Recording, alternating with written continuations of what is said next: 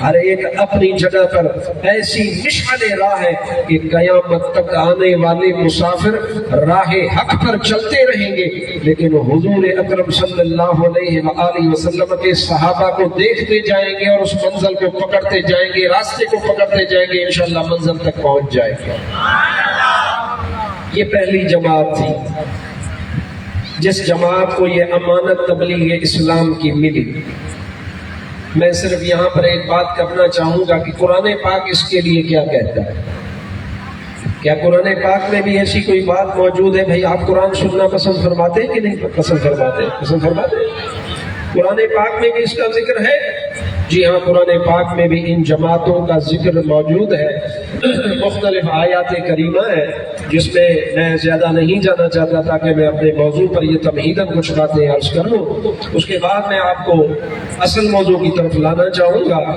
اللہ تعالیٰ نے قرآن پاک میں ارشاد فرمایا، مدینہ شریف ہے اور مدینہ شریف میں حضور اکرم صلی اللہ علیہ وآلہ وسلم کی خدمت ہے، آپ کا جلوہ ہے، حضور جلوہ افروز ہے، اور حضور کی خدمت میں ایک صحابی تشریف لاتے ہیں جن کا اسم گرامی سیدنا ثوبان ہے۔ سے سیدنا ثوبان، حضرت سیدنا ثوبان حضور کی خدمت میں تشریف لائے، لیکن کیفیت کیا ہے؟ کیفیت یہ ہے کہ چہرہ ان کا اترا ہوا ہے، رنگ ان کا پھیکا پڑا ہوا ہے۔ حضور کے سامنے آئے، حضور اکرم صلی اللہ علیہ وآلہ وسلم میرے نبی غیب جانتے ہیں، اللہ نے حضور کو غیب عطا فرمایا، اللہ نے علم غیب عطا فرمایا، اللہ تبارک و تعالی نے میرے حضور کو خزانے عطا فرمائے، لیکن حضور نے اس سے سوال فرمایا اور حضور نے پوچھا، اے ثوبان تمہارے چہرے کی کیفیت عجیب ہے، تم ذرا تھکے تھکے ماندے ماندے نظر آ رہے ہو، کیا سبب ہے؟ کس سبب سے تم پریشان ہو؟ سیدنا ثوبان نے اپنی بات عرض کی، ذرا آپ سبحان اللہ کہیے تو میں ذرا حدیث پاک آپ کو عرض کروں۔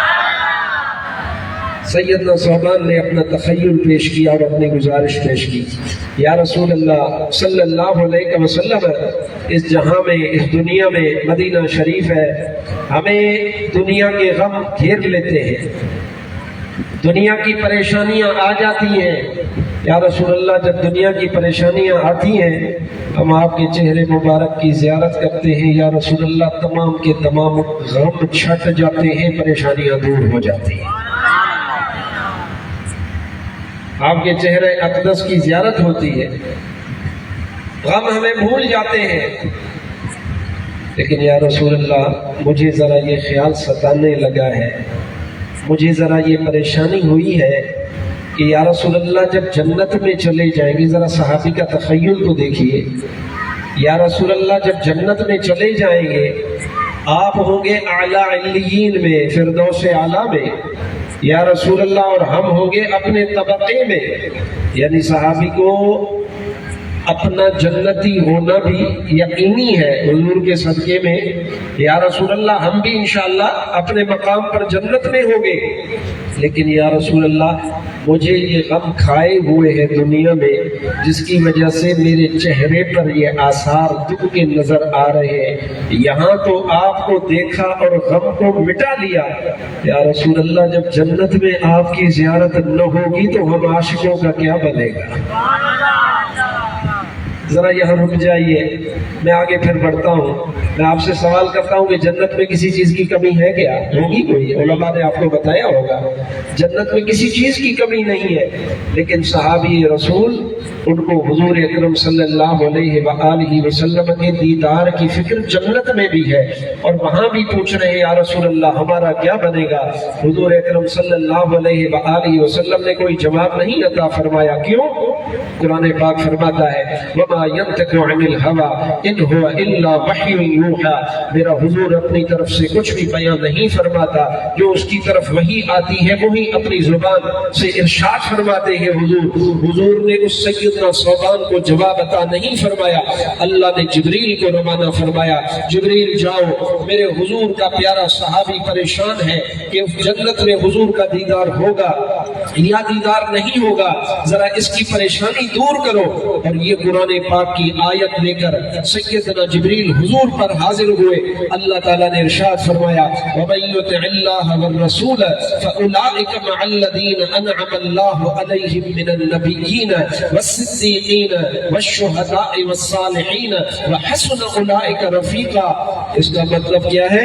اے میرے حضور اپنے اس غلام کو بتا دو جو آپ کی زیارت کے لیے پریشان ہے کہ جو اللہ کی اطاعت کرے گا، اللہ کے رسول کی اطاعت کرے گا، وہ قیامت کے روز اکیلا نہیں اٹھے گا، بلکہ یا تو اللہ اسے نبیوں کے ساتھ اٹھائے گا یا صدیقین کے ساتھ اٹھائے گا یا شہیدوں کے ساتھ اٹھائے گا یا اولیاء کرام نیک اور صالحین کے ساتھ اٹھائے گا۔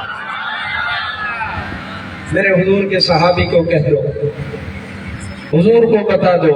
حضور اکرم صلی اللہ علیہ وآلہ وسلم نے اپنے اس صحابی کو یہ آیت مبارکہ سنائی، اے ثوبان تمہیں یہ فکر لاحق ہے کہ حضور اکرم صلی اللہ علیہ وآلہ وسلم کا دیدار ہوگا کہ نہیں ہوگا، لیکن تمہیں آج محبت یہاں دنیا میں کس سے ہے؟ کس سے ہے؟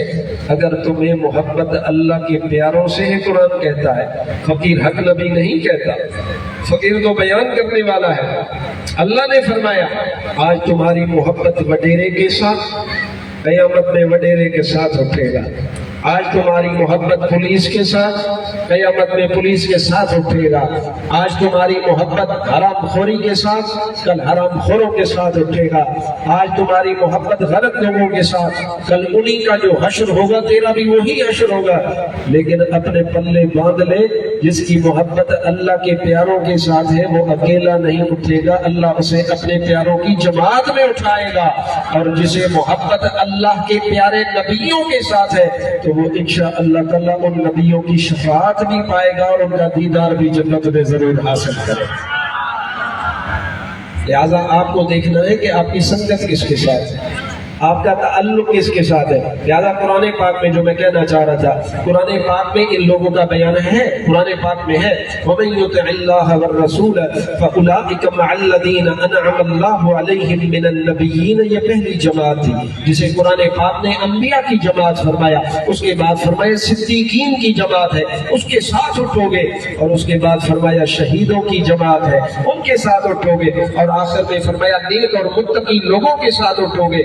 لہٰذا نبیوں نے جو پیغام لایا شریعت کا، حلال کھانے کا، حق پر چلنے کا، حق پر ڈٹنے کا، حق بیان کرنے کا، اللہ کی اطاعت کرنے کا جو پیغام لایا، حضور تو مثال فرما گئے، لیکن یہ امانت صحابہ کو ملی اور انہوں نے اس امانت کا حق ادا فرمایا۔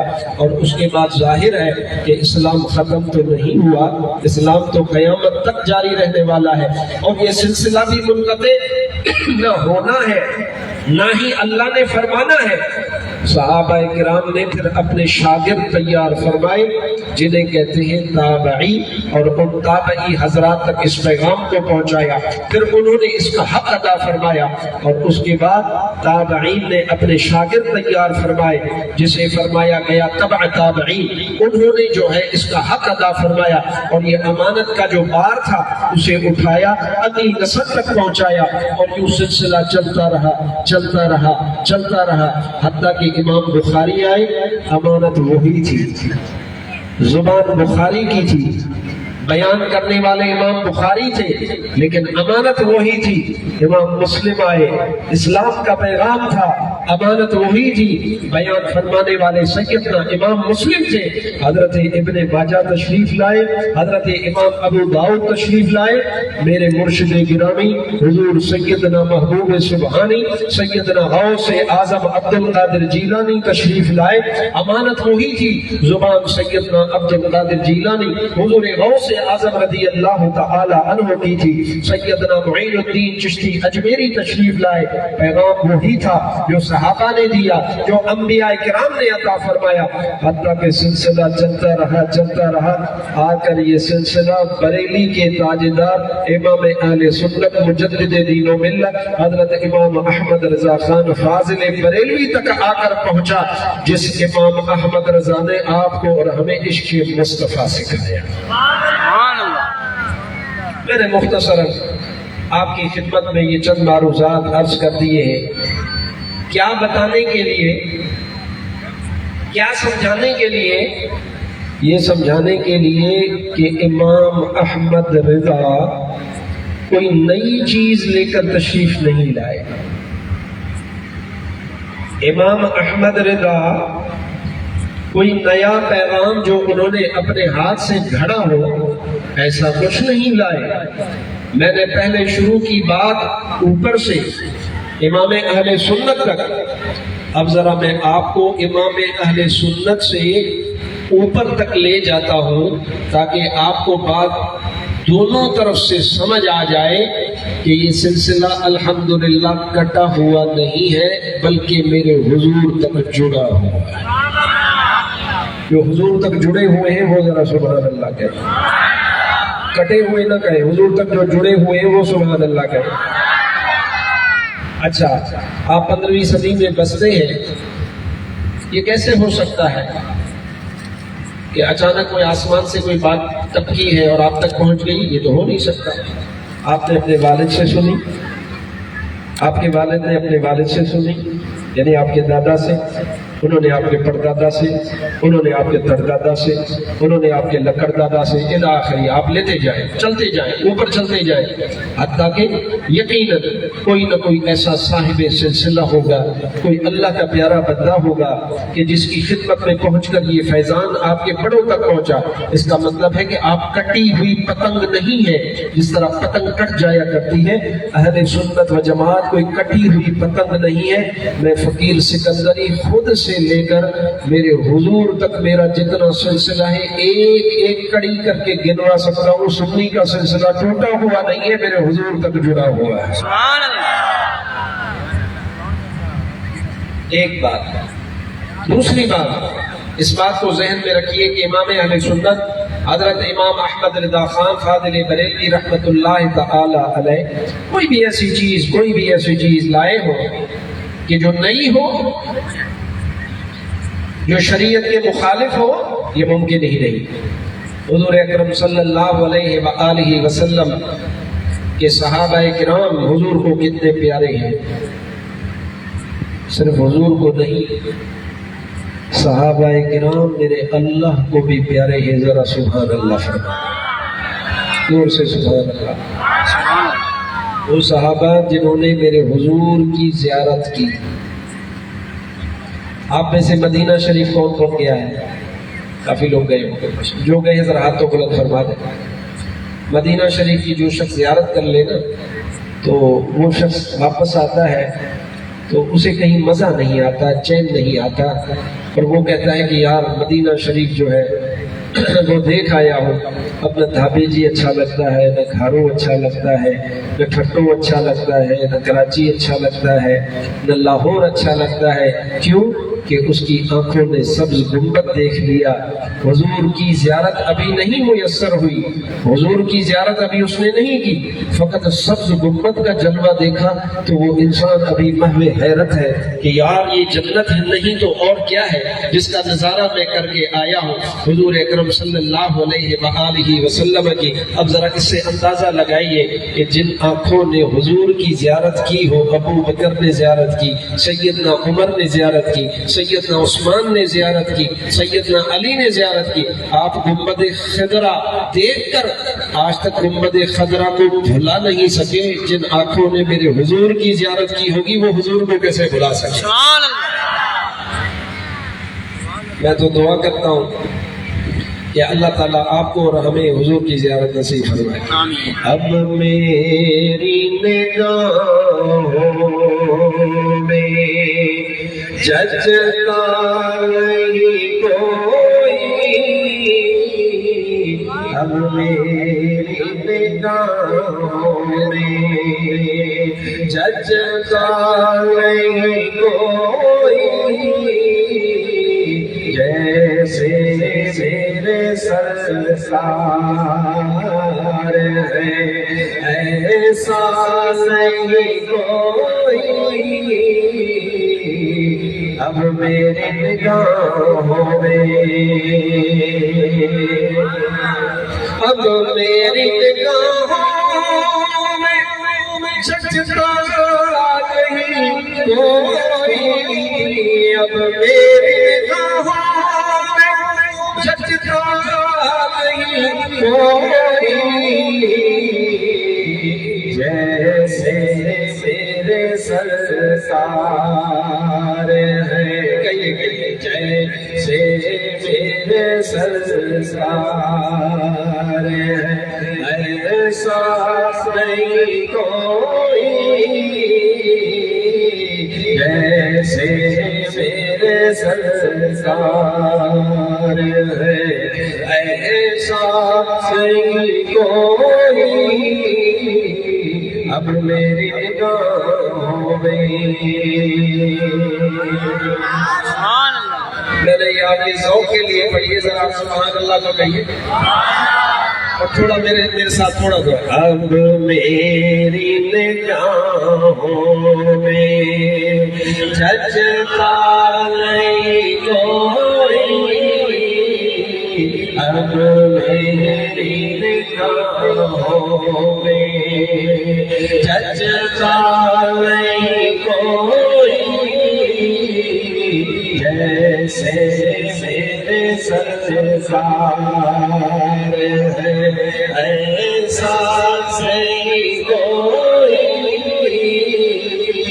اب میری نگاہوں میں۔ سبحان اللہ رب العالمین۔ اب حضور اکرم صلی اللہ علیہ وآلہ وسلم کی زیارت ان صحابہ کرام کو نصیب ہوئی تھی۔ اب میں آپ کی خدمت عالیہ میں عرض کرنے لگا ہوں کہ یہ نفوس قدسیہ اللہ کو کتنے پیارے ہیں کہ اللہ تبارک و تعالی ان کی شان قرآن پاک میں خود بیان فرماتا ہے۔ کافی آیات ہیں لیکن ایک آیت میں پیش کروں گا جو فقط صحابہ کرام کے حوالے سے نہیں بلکہ صحابہ کرام کے رستے پر چلنے والا آج بھی جو اہل سنت و جماعت کا عالم با عمل ہے اس کے لیے بھی اس میں پیغام موجود ہے۔ اللہ تبارک و تعالی نے قرآن مجید میں ارشاد فرمایا، حضور اکرم صلی اللہ علیہ وآلہ وسلم کی محفل اقدس ہے اور حضور کی محفل میں حضور کا ایک صحابی موجود ہے جن کا اسم گرامی ہے حضرت سیدنا محمد بن مسلمہ رضی اللہ تعالیٰ عنہ۔ مدینہ شریف میں ایک شخص شقی القلب رہا کرتا تھا، بڑا بدبخت تھا، جس کا نام تھا کعب بن اشرف۔ حضور کی گستاخی کرنا، حضور کو ایذا دینا اس شخص کی عادت تھی، یہودی تھا۔ مدینہ سے متصل اس کا قلعہ موجود تھا اور بڑا امیر اور رئیس زادہ تھا۔ حضور اکرم صلی اللہ علیہ وآلہ وسلم نے اپنے صحابہ سے ارشاد فرمایا کہ اس کو کون قتل کرے گا، کیونکہ وہ حضور کی گستاخی کیا کرتا تھا۔ حضرت محمد بن مسلمہ رضی اللہ تعالی عنہ، آپ کی توجہ ہے؟ توجہ ہے۔ سیدنا محمد بن مسلمہ رضی اللہ تعالی عنہ نے حامی بھری اور حضور سے اجازت چاہی، یا رسول اللہ صلی اللہ علیہ وسلم مجھے کچھ اجازت دیں گے کہ کچھ میں ایسے جملے کہوں جسے علماء توریہ کہتے ہیں، یا رسول اللہ کچھ میں ایسے جملے کہوں جس میں بظاہر وہ کچھ اور معنی سمجھے اور میری مراد کچھ اور ہو تاکہ میں اسے گھیر سکوں۔ حضور نے اجازت فرمائی، حضور نے فرمایا کہ آپ کو اجازت ہے۔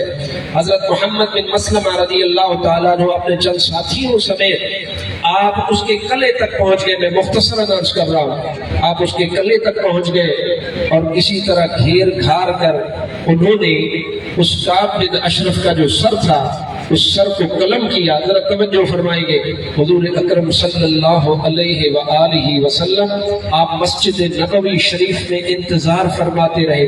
वैसे मेरे हुजूर की आदत करीमाना थी कि हुजूर अकरम सल्लल्लाहु अलैहि वसल्लम अपने घर मुबारक को तशरीफ ले जाया करते, लेकिन मोहम्मद बिन मसलमा रज़ी अल्लाह तआला अन्हु को हुजूर ने हुक्म फरमाया था, वो काब बिन अशरफ को कत्ल करने के लिए चला गया तो हुजूर उसका इंतजार फरमाते रहे। मस्जिद नबवी के अंदर मोहम्मद बिन मसलमा ने उसकी गर्दन काटी, उसे मारा और उसकी गर्दन को काटकर अपने हाथ में लेकर आए। और जहां इस वक्त आप मदीना शरीफ तशरीफ ले गए हैं, जहां इस वक्त जन्नतुल बकी शरीफ है, जब वो जन्नतुल बकी शरीफ के करीब पहुंचे तो हजरत मोहम्मद बिन मसलमा ने बुलंद आवाज से कहा अल्लाहु अकबर, यानी नारा लगाया। क्या लगाया भैया बताइए? नारा लगाया। आप भी कहिए नारा तकबीर। आवाज नहीं आई आपकी, नारा तकबीर। इसके जवाब में आप अल्लाह अकबर कहते हैं। वो सैयदना मोहम्मद बिन मसलमा रज़ी अल्लाह तआला अन्हु आपने जन्नतुल बकी के करीब पहुंचते ही तकबीर को बुलंद फरमाया। मेरे हुजूर मस्जिद नबवी में मुंतज़िर थे और इंतजार में थे। हुजूर के कानों पर जैसे ही नारे तकबीर यानी तकबीर की आवाज पहुंची तो मेरे हुजूर ने भी मस्जिद नबवी के अंदर से जवाब अता फरमाया अल्लाहु अकबर, सुभान अल्लाह। क्योंकि हुजूर उनका इंतजार फरमा रहे थे और वो तशरीफ लाए और लाकर उस काब बिन अशरफ की जो गर्दन थी वो हुजूर के कदमों में फेंकी। हुजूर अकरम सल्लल्लाहु अलैहि व आलिहि वसल्लम ने हजरत सैयदना मोहम्मद बिन मसलमा के लिए दुआ फरमाई। मैं आपसे पूछता हूँ, हुजूर अकरम सल्लल्लाहु अलैहि व आलिहि वसल्लम की खिदमत में लोग आए और अर्ज करें या रसूल अल्लाह फिला शख्स बज़ाहिर कलिमा पढ़ता है लेकिन या रसूल अल्लाह वो मुनाफिक है, या रसूल अल्लाह इजाजत दीजिए कि इसकी गर्दन को उड़ा दिया जाए। हुजूर फरमाते हैं नहीं नहीं ऐसे नहीं करना। क्यों? हुजूर ने खुद इरशाद फरमाया लोग कहेंगे कि मोहम्मद अपने साथियों को खुद ही मरवा देता है, लिहाजा हुजूर की शफकत और रहमत और हिकमत ये है। लेकिन उस तरफ हुजूर ने अपने गुस्ताख को बर्दाश्त नहीं फरमाया और सहाबा को हुक्म अता फरमाया कि जाकर इसकी गर्दन काट कर लाओ, और सहाबा ने वो काम मुकम्मल फरमाया। जो मेरे हुजूर अकरम सल्लल्लाहु अलैहि व आलिहि वसल्लम के नामूस की हिफाजत करता है, मेरे हुजूर उससे मोहब्बत भी फरमाते हैं और उसको दुआएं भी अता फरमाते हैं।